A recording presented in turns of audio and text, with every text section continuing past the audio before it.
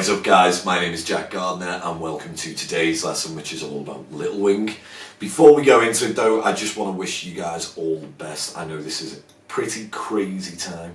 I really wasn't prepared for this. I came back from England on Friday, back here to Switzerland, and yeah, when I landed I found out that my gig in the evening was cancelled, and then within about 2 hours the whole town was basically put on lockdown. All restaurants and bars are closed, only pharmacies and supermarkets are open.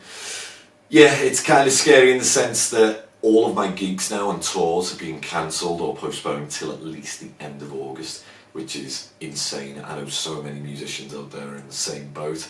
I just want to wish you guys all the best. For me, it's cool in the sense that it's opened up some time for me to work on my original music, which I've kind of been neglecting with all the gigs and tours and whatnot. So yeah, I'm hoping to get some of that out to you guys as soon as possible. But it's also opened up some time for me to do some Skype lessons. So if you are into this kind of stuff, and you know, you're thinking maybe I want to do a one-to-one, now is probably a good time to ask. I have put aside some time for that, seeing as all the gigs and whatnot have gone. But it also has enabled me to create content like this. I'm hoping to do a lot more of this. So basically, before we go into the video, I just want to say, if you've got anything you want covered, please do let me know. Send me a comment, send me a message. I want to basically make this time as fruitful as it can be for you guys over on YouTube. So yeah, let's dig in anyway. Let's go straight into Little Wing.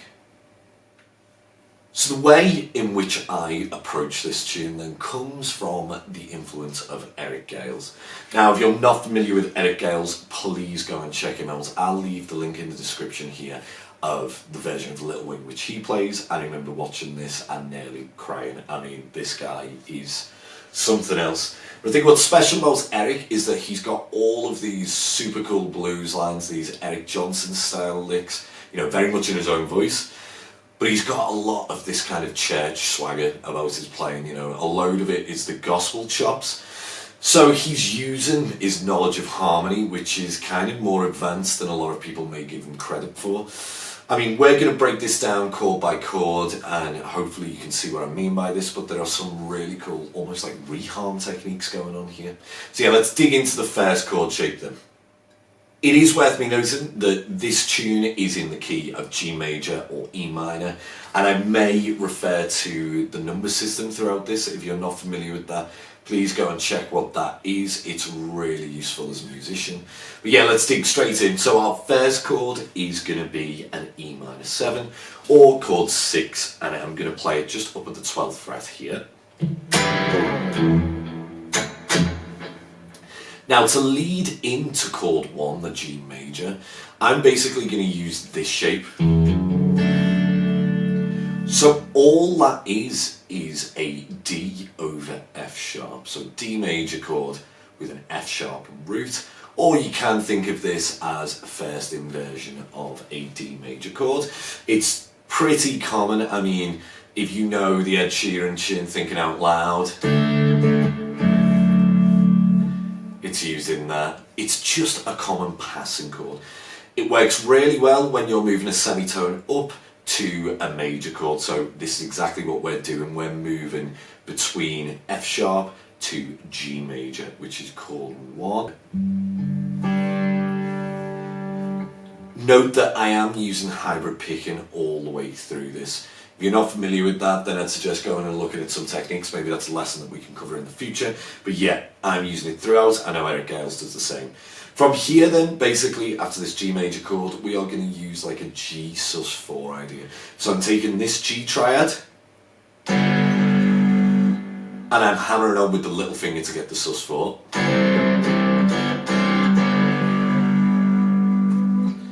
From here we are moving to chord 2, which in the key of G is going to be an A minor 7.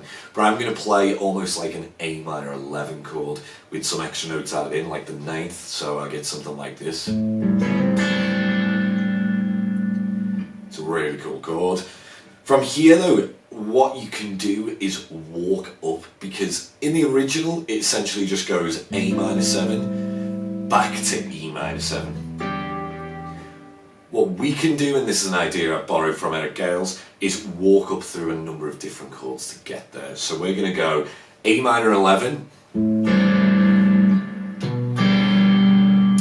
Here we are essentially just using a G over a B root, or G major in its first inversion. This is a very similar chord to this shape which we used earlier. That's going to lead in, again like I say, usually we go just a semitone up to a major chord, so this can lead in perfectly to this C69 chord.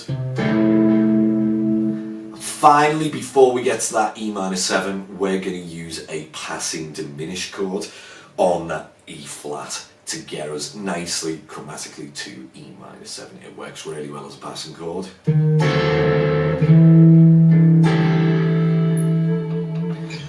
chord I am playing there is essentially just an E minor 11. I am just leaving the high E string to ring out on the top, and I think that sounds really wicked. So that whole little section again just basically goes like this.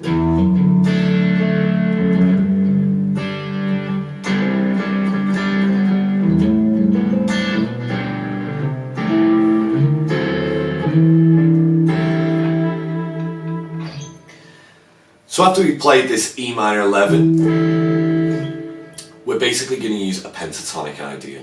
Now this is E minor pentatonic. You could think of this as position 4 if you know your box shapes, and I'm going to use some double stops. That simply means I'm playing 2 notes at the same time from within the pentatonic. It's very much a Hendrix type idea, but it's being used all the time these days in stuff like neo soul as well. So it's going to go something like this.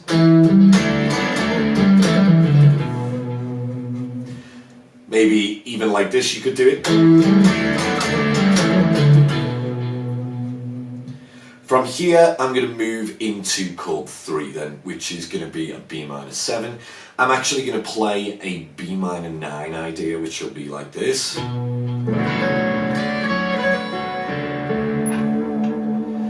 From here we move chromatically down. So that is B flat minor 9 to A minor 9 for chord 2. So that whole section so far is something like this.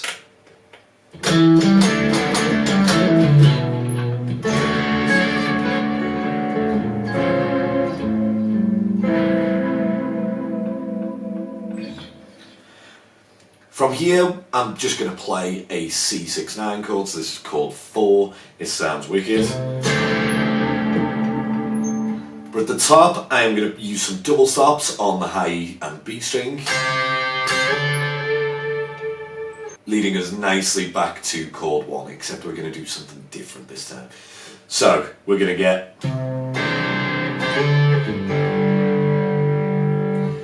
Here what I like to do, and I borrowed this idea from Eric Gales, is to play more like a G minor sound. This gives it a real bluesy flavour. I'm just simply harmonising there in fourths. It sounds wicked, so you can get something like this.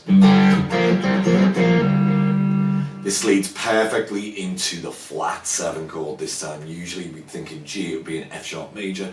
No, we're going to go to F7 this time. And actually play an F13 there. That sounds wonderful. That's just an extra extension on the top. From here I will go to chord 4, but I'm going to play, instead of just a straight C major, I'm going to use this shape, which is like a C major 7 sharp 11 or C major 9 sharp 11. From here I'm just going to move to a D, but keeping around the same area so that there's some nice voice leading it. Then we have the famous lick into an F major 13 chord with the 9th on the top. I love this sound. Just moves us really nicely back to the minor chord, which is where Little Wing begins. So I'll play this whole section really slow for you just so that you get an idea. It's something like this.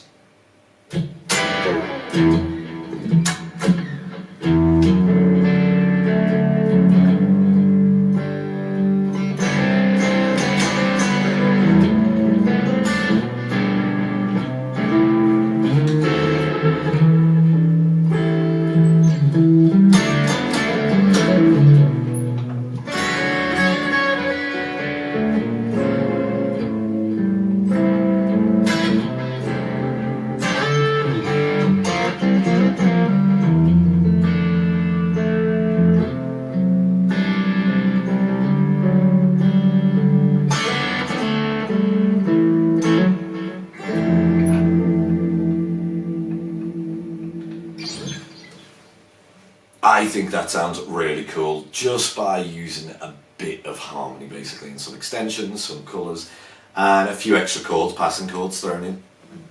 Now, the second half I'm going to break down what I did there. First shape I used was this kind of E minor 11 sound, I guess. It sounds really cool as well. You've got something like this.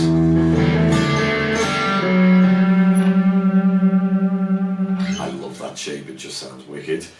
Back to leading into the G major, the 1 chord. I'm going to use again that D over F sharp, or D in its first inversion.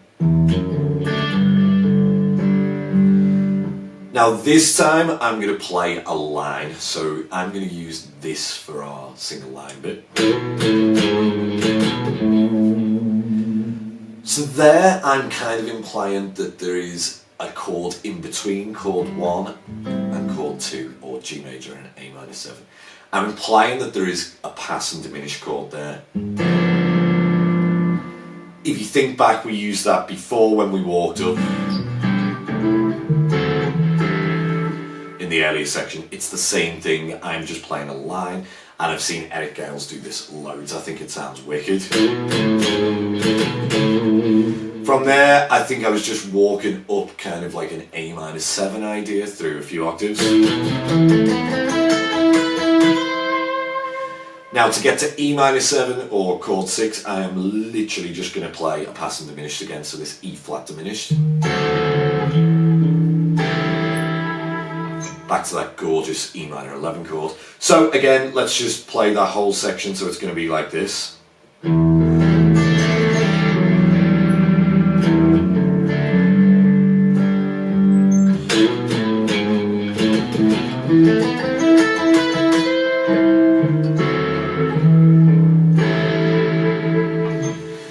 From here, I'm going to use this kind of cool harmonic idea. I like to think of these sounding like a waterfall kind of effect. It's not the waterfall harmonics as in the right hand stuff. It's just very Eric Johnson. You know, it's very buttery if you like. So all I'm going to do is play a harmonic on the 7th fret, followed by a harmonic on the 12th fret. This is 7th fret, by the way, on the B string, 12th fret on the E string, and then we're just going to go down string sets using this. So it'll be something like this.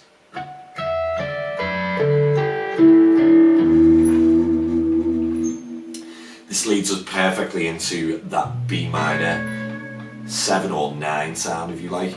All I'm doing there is playing a few different inversions of a B minor 7 chord.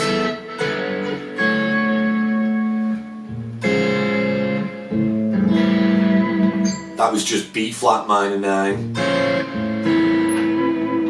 down to A minor 9, back up to C 6 9 then, so chord 4.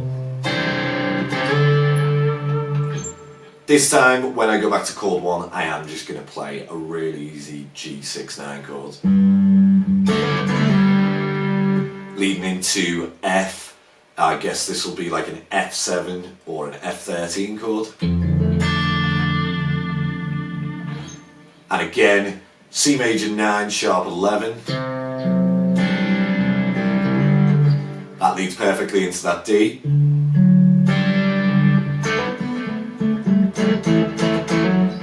Here I'm just going to play an F major 9 chord, and then with this hand I'm just tapping the root note of F down here. So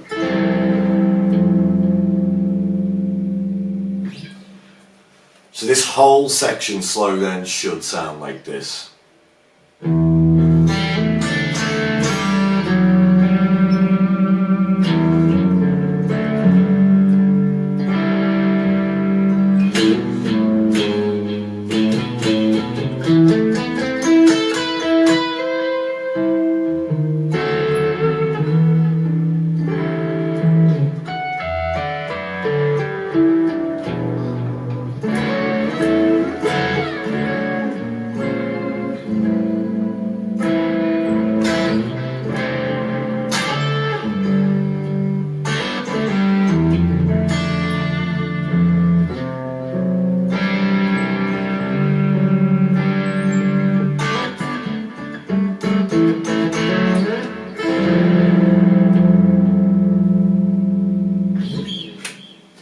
This leads us perfectly back into an E minor 9 chord. So in terms of improvisation then, I mean, where do we begin? So I think a good thing to do is to take a look at what key we are in. So we are in G major or E minor. The first port of call, I guess when soloing over something like this, remember it is kind of in a blues style, is to look at just a pentatonic scale. So E minor pentatonic or G major pentatonic. It's going to sound wicked. It's all about your phrasing. Never ever let people tell you our pentatonics suck, like, you know, they're limited and whatnot. I honestly think that you can get more juice out of a pentatonic than you can necessarily like the 3-note per string stuff. Let me quickly demonstrate for you then. So I mean, we are in G major or E minor, so it's going to work, I mean, just with those chords.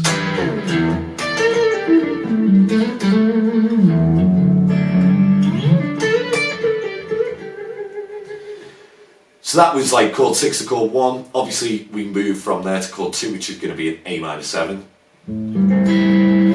Because this is diatonic, we can still play E minor or G major pentatonic. What I will say is try and focus on outlining arpeggios or chord tones. So, you know, think of A minor 7, think of your arpeggios around these pentatonic shapes. Because it will further help outline the sound of the changes, and that's what we're after. So I mean, yeah, let's just hear how that works. I mean, I'll play some pentatonic licks and then I'll play the chords, and hopefully you can hear that they glue together nicely. So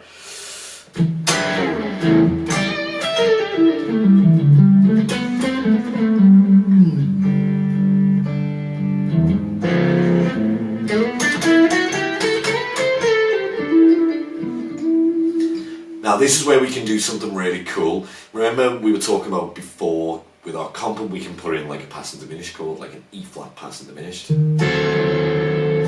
We can actually outline that in our single line playing. You know, you could play like, I don't know, like an E flat diminished arpeggio.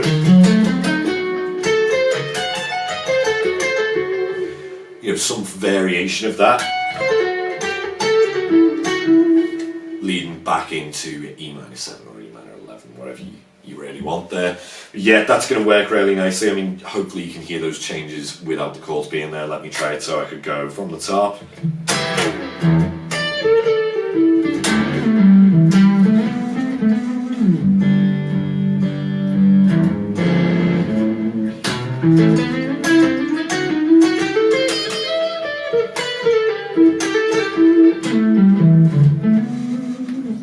So this has now led into a B minor 7.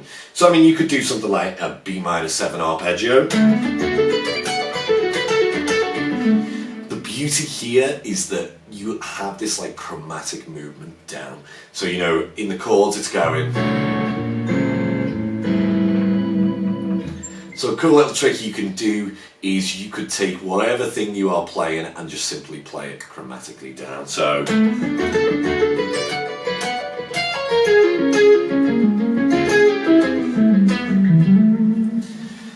that was maybe not the most musical example, but there are ones out there. I mean, Eric Gales loves to do this thing where he'll play up a pentatonic. I think I did it on the second time around when I was improvising earlier, where it's like.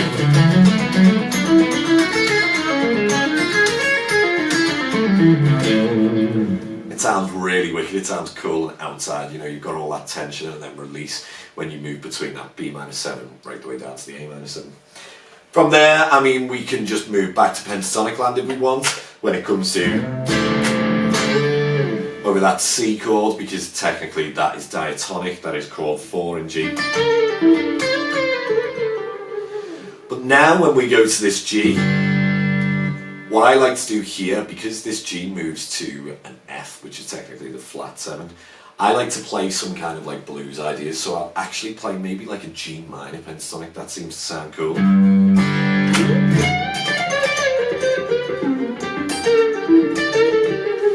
What I'm doing though is I'm manipulating the third, so I'm kind of playing like a minor third into a major third. This is a really common blues idea, which gives a bit of naughtiness, you know, a bit of juice to the notes you can hear.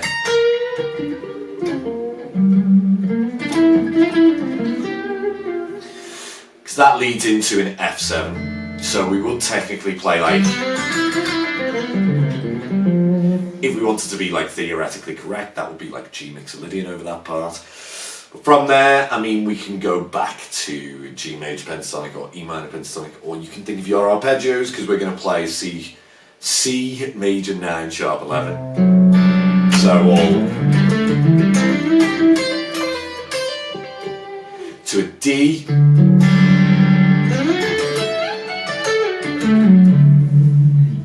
That I just literally played like a D arpeggio there, no 7th or anything like that. Just a straight major sound to colour over that chord, leading us back into this lick.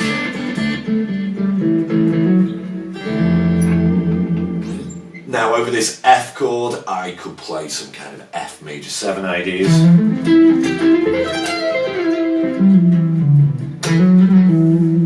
Leading us nicely back into an E minor thing, so you can go back to your pentatonics. So I mean, yeah, I hope you've got some ideas from that. There are loads of stuff you can do. But yeah, I mean, if this has kind of made sense, please let me know in the comments. If there's any questions about this, please do ask. I'm always kind of open to ideas. I hope you've enjoyed this, guys. And yeah, that was Little Wing in a kind of modern style. Let's level it up, shall we say. Thanks again, guys, for checking out that video. This kind of wraps it up, really. I mean, I hope there are enough ideas in there for you to kind of explore the tune yourself in a more kind of harmonically advanced way, I guess. You know, you're just using some theory and harmony knowledge to basically add some more chords and, you know, to colour it, if you like. Yeah, as always, guys, if you've enjoyed this, please do leave a like, leave a comment, you know, subscribe, click that little bell for notifications. If you have any suggestions of what you would like to see covered in these lessons, please do leave a comment.